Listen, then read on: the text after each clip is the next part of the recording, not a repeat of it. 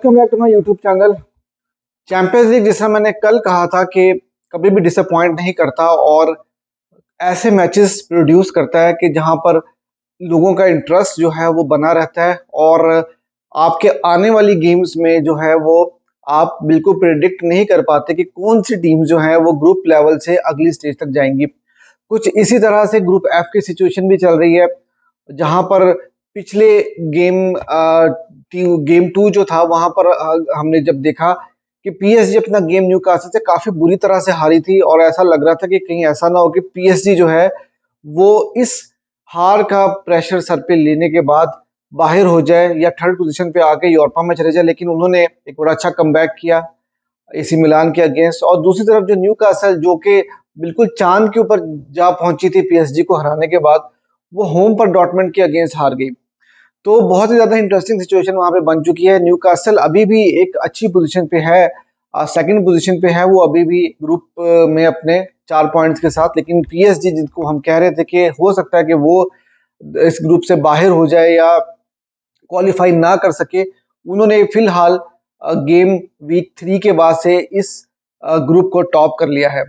अब AC Milan के लिए जो सिचुएशन है वो काफी ज्यादा परेशान कुन हो चुकी है, क्योंकि एसी मिलान जो है वो 2 पॉइंट के साथ फोर्थ पोजीशन के ऊपर है। और एसी मिलान वो टीम है जिसने लास्ट सीजन में सेमीफाइनल खेला था चैंपियंस लीग का। तो चैंपियंस लीग कुछ इस तरह की लीग होती है कि यहाँ पर हर सीजन एक नया सीजन होता है और जो भी आपने परफॉर्मेंस पिछले सीजन में दी होती है, अगर आपने बहुत अच्छी परफॉर्मेंस दी है तो उसी को रेप्लिकेट करना अगले सीजन में वो बहुत ज्यादा मुश्किल हो जाता है। क्योंकि ये भी एक फैक्ट है कि प्लेयर्स जो हैं वो काफी ज्यादा चेंज हो जाते हैं। कुछ प्लेयर्स क्लब छोड़ के चले जाते हैं, कुछ नए प्लेयर्स आ जाते हैं, जैसे टनोली। आप जानते हैं कि उन्होंने ऑलरेडी एसी मिलान को छोड़कर न्यूकासल को ज्वाइन कर लिया था। तो एक बहुत बड़ा इंपॉर्टेंट रोल उन्होंने प्ले किया था एसी मिलान के लिए पिछले सीजन में। और न्यूकासल इस बार उनको लेके चली गई थी और अभी उनके भी कुछ सिचुएशन इस तरह से चल रही है कि न्यूकासल भी सोच रहा है कि एसी मिलान के ऊपर जो है वो केस कर दिया जाए। तो खैर, ये सारी सिचुएशन चल रही है ग्रुप एफ में। और उसके अलावा जो इम्पोर्टेंट चीज ये है कि पीएसजी की जो मुझे मौका मिला मैच देखने का, क्योंकि बारसा का गेम पहले हो चुका था, उस पर भी बात करेंगे अभी। और उसके बाद जब मैंने देखा तो दूसरा गेम कौन सा देखा जाए तो मुझे काफी इंटरेस्टिंग लग रहा था पीएसजी का मैच जो है वो एसी मिलान के साथ। आज शुरू में काफी डोमिनेट करने की कोशिश की एसी मिलान ने, थोड़ा अच्छा खेले और पीएसजी को कुछ ज्यादा कुछ समझ कोई नहीं आ रही थी। और मुझे ये लग रहा था कि यार पीएसजी किस फिलोसफी की तरह फुटबॉल खेल रही है, क्या वो काउंटर अटैक के ऊपर खेलना चाह रही है या वो पोजेशन बेस्ड फुटबॉल खेलना चाह रही है। क्योंकि लुइस एनरिके जो है वो थोड़ा सा प्रेस करके अच्छा खिलाते हैं अपनी टीम को। शुरू में समझ कुछ नहीं आ रहा था उन्हें, लेकिन उसके बाद जब मैच बढ़ता गया तो एम्बाप्पे, आपको पता है कि वही उनके मेन बंदे हैं, और उन्होंने एक बड़ा ही खूबसूरत गोल भी स्कोर किया। उसके बाद से पीएसजी जो है वो थोड़ा सा गेम को कंट्रोल करने में कामयाब भी हो गई थी। और दूसरी तरफ भाई जो हमारे एक्स प्लेयर हैं उस्मान डेम्बले, उनकी परफॉर्मेंस मैंने काफी गौर से देखी तो यार बिल्कुल बिल्कुल भी जो है ना मजा नहीं आया उनको देखकर। और एक गोल भी उन्होंने स्कोर किया था जो कि डिसअलाउ हो गया था। उसके अलावा उनकी कोई गेम में प्रेजेंस जो कोई खास नजर नहीं आई। और वही चीजें जो जैसे स्विच ऑफ हो जाना मेंटली तौर पे, और कुछ समझ में नहीं आ रहा कि क्या कर रहे हैं क्या नहीं। और मैं समझता हूँ कि बार्सिलोना छोड़ के वो जब पीएसजी चले गए हैं तो अब समझ में आ रहा है कि शायद वो डिसीजन उनके लिए भी बेहतर ही था और हमारे लिए तो बहुत ही बेहतर रहा है। और वो बार्सिलोना में खेलने वाला मटेरियल नहीं थे। 5-6 सीजन वो ऑलरेडी, जिससे मैं पहले भी बात कर चुका हूँ कई बार, कि 5-6 सीजन वो ऑलरेडी बारसा के साथ गुजार चुके हैं। लेकिन भाई वो मजा नहीं आया, वो क्लास नहीं है उनकी कि वो बारसा जैसे क्लब को सर्व कर सकें। बाकी उसके अलावा ये कि 3-1 की मतलब 3 गोल उन्होंने स्कोर कर दिए थे पीएसजी ने, और एक अच्छे मार्जिन से एसी मिलान को हरा दिया। और अब पीएसजी काफी कंफर्टेबल पोजीशन के ऊपर है, लेकिन अभी भी 3 गेम्स बाकी हैं और बहुत कुछ जो है इंटरेस्टिंग अभी बाकी है चैंपियंस लीग में। तो ये थी ग्रुप एफ से रिलेटेड बात। अब हम बात करते हैं बार्सिलोना, क्योंकि बार्सिलोना भी एक बड़ा इंपॉर्टेंट गेम खेला था शाख्तार के अगेंस्ट। और आप जानते हैं कि अगला गेम अल क्लासिको है। और कल भी मैंने जब प्रीव्यू में बात की थी तो मैंने ज्यादातर फोकस यही किया था कि यार ऐसा ना हो कि कहीं हमें इंजरीज, कोई ऐसी इंजरी देखने को मिल जाए क्लासिको से पहले, क्योंकि ऑलरेडी आपकी आधी टीम तो इंजर्ड होके बैठी हुई है और आपके मेन 4-5 प्लेयर्स ऐसे जो कि आपके फर्स्ट टीम के प्लेयर हैं वो इंजर्ड हैं। और अभी कुछ पता नहीं है कि वो क्लासिको के लिए फिट होते भी हैं कि नहीं होते।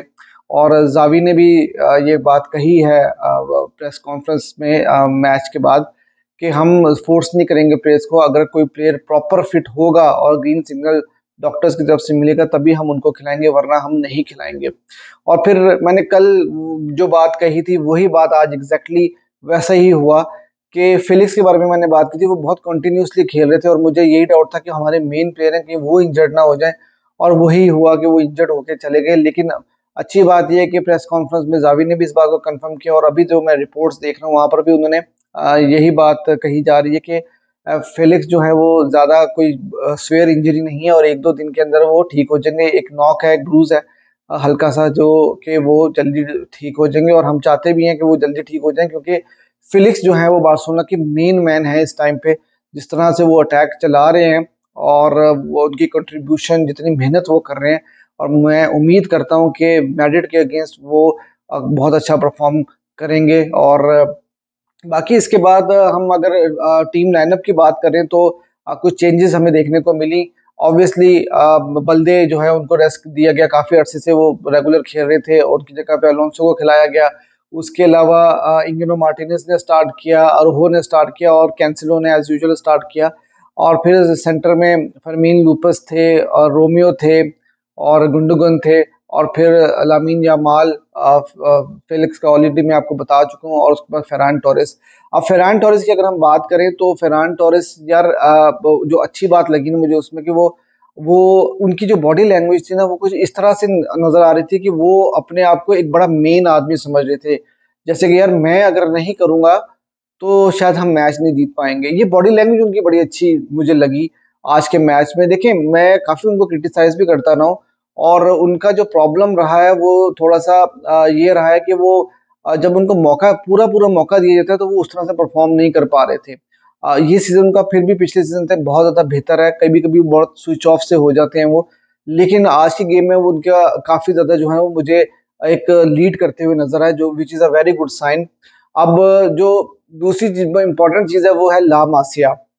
भाई फरमीन लुपेस के बारे में मैं क्या बात करूं, क्या मेरे पास अल्फाज नहीं है उनके लिए, कि एक ऐसा लड़का, मैं समझता हूँ कि इस वक्त अगर हम इस सीजन की बात करें तो वो फाइंड ऑफ द सीजन है, ला मासिया का प्रोडक्ट है, और बहुत अच्छा परफॉर्म करके दे रहे हैं। अनलकी अनलकी रहे कि वो 2 या 3 गोल भी स्कोर कर सकते थे। पहला गोल जो था वो भी वुडवर्क हो गया था, फिर एक और वुडवर्क उनका लगा, और वरना वो हैट्रिक भी कर सकते थे आज। और जावी ने भी ये बात कही कि हमें ये गेम 4-1 5-1 से जीतना चाहिए था। अब अगर हम गेम के ऊपर बात करें तो गेम कुछ इस तरह से था कि मैंने आपको कल प्रीव्यू में ये बात कही थी कि जो शाख्तार है वो प्रेस सॉरी वो बॉल कंट्रोल करने की कोशिश करती है, पोजेशन बेस्ड फुटबॉल खेलने की कोशिश करती है, और उन्होंने कोशिश भी की कुछ टाइम के लिए। उन्होंने अगर पहले 10-15 मिनट देखें तो उन्होंने पोजेशन अपने पास रखा, और बारसा से ज्यादा पोजेशन उनके पास था। लेकिन ये था कि उनके पास क्वालिटी प्लेयर नहीं थे, और उस तरह से वो जो है ऑर्गेनाइज भी नजर नहीं आए। और अगर आप देखेंगे बार्सिलोना ने जो गोल स्कोर किए वहां पर भी उनका जो डिफेंस था वो कॉम्पैक्ट डिफेंस नहीं था।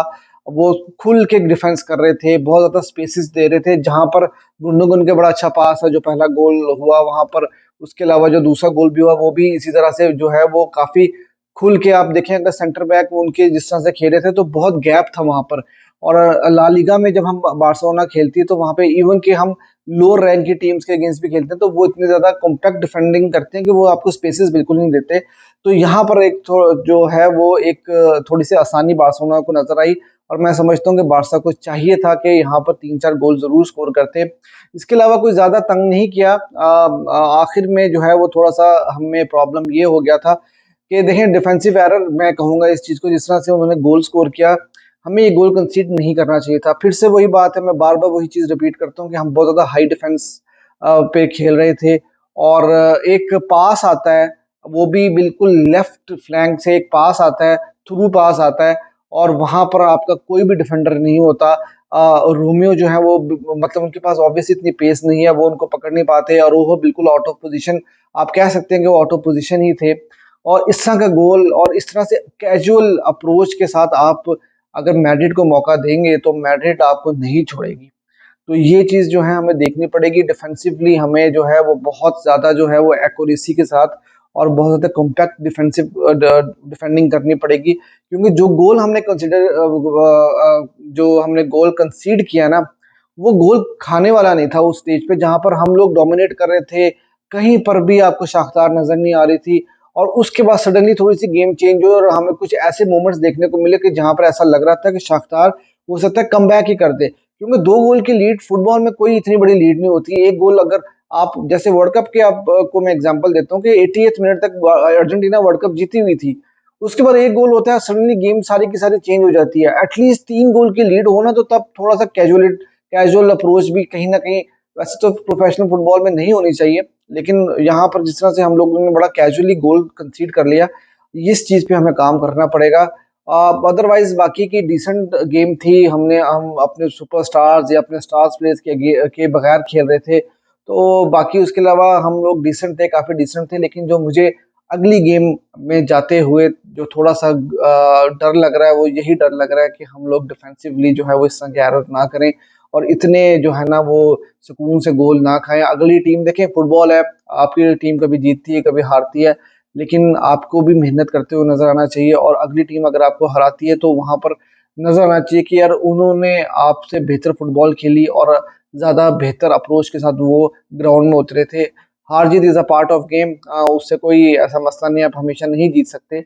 लेकिन ये जो छोटी-छोटी चीज़ें हैं, जो बार-बार रिपीट हो रही हैं, ये चीज़ें जब तक चलती रहेंगी ना, तो फिर इसका मतलब है कि आप इम्प्रूव नहीं कर रहे हैं और बड़ी टीम के अगेंस्ट आप इस तरह से गलतियाँ नहीं कर सकते हैं। तो ये थी आज की वीडियो। अगर आपको वीडियो पसंद आई हो तो वीडियो को लाइक भी कर दीजिएगा और चैनल अगर अभी तक आपने सब्सक्राइब नहीं किया तो चैनल को सब्सक्राइब भी कर दीजिएगा।